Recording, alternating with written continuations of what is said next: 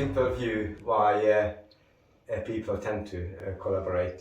And if I really want to just take the rawness and the simplicity of it, people do collaborate for commercial gain, increasing bottom lines. Of course, there's a much better sophisticated response in why do people collaborate, why we collaborate as a business. We collaborate to enhance our offering, to enhance our value proposition. I guess to say to enhance our compelling story. Now, collaboration fundamentally is about trust, is about buying into each other's vision.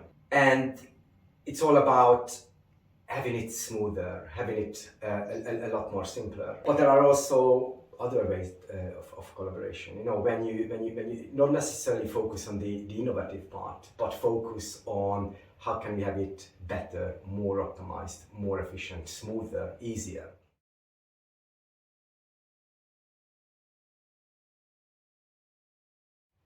Ultimately, collaborative partnerships are the goals for organizations. If they could have every relationship described with their clients or with their suppliers, being able to describe it as a collaborative partnership, I guess the world would be a better place. We are lucky enough to say that we are and we have been in collaborative partnerships, both on the client side and both on our peer side.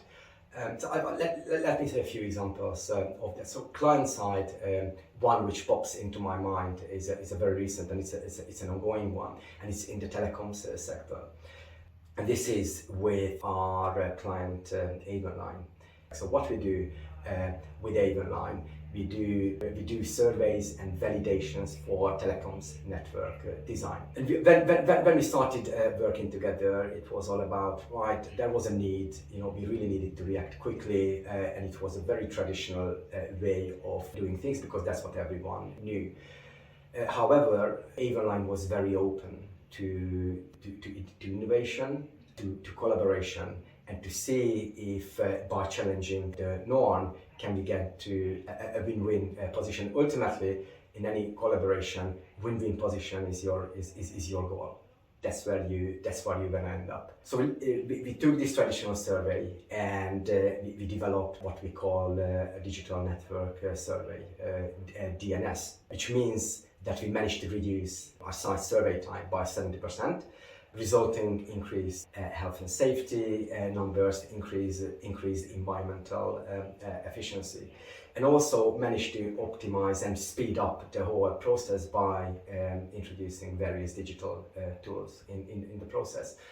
But how we got there is, and why we got there, was all about the relationship between Avonline and us, the mutual trust that this is something we can do together, and a common belief that we can get there and all parties will benefit out of that. So taking it back to our last discussion where we talked about the importance of good quality data. So taking this data, but what we all know or should know, that you can have the best data, however, in isolation, if it's sitting somewhere and it's not part of your everyday or not part of your process, probably is not going to do a lot of good for you. So an exciting stuff we're currently working on at Catsurveys is in the space of utility strikes, service strikes, which is a big concern in our industry. And there's been various research done in it, and normally it's being put down to three main reasons why utility strikes still happen to this day. To the contrary, now you've got all the tools and skills to identify underground utilities. So the three main reasons they put it down to why they still have service strikes still happening is a cultural, it's a behavior element. There's a skill element. And there's a data element. It's not having access to the right data at the right time. So we're working on something like Catsurveys, which addresses the behavior and the data element. The skill, we're going to leave that with the client. You know, the client to, right, okay, if I want to put you out to work, I want to make sure that you've got the right skill set to undertake your role. So the next big thing, I guess, one of the next big things we're working on is in that the permitting side, is the permit to dig, and through that how to drive a much better behavior and how to utilize data which is available to everyone. They just sit in isolation and they're not getting to the end user. They're not getting to the people who's out there with the shovel or with the machinery to dig up the ground. So watch this space in service strike, utility strike space. We can be launching our beta very, very soon.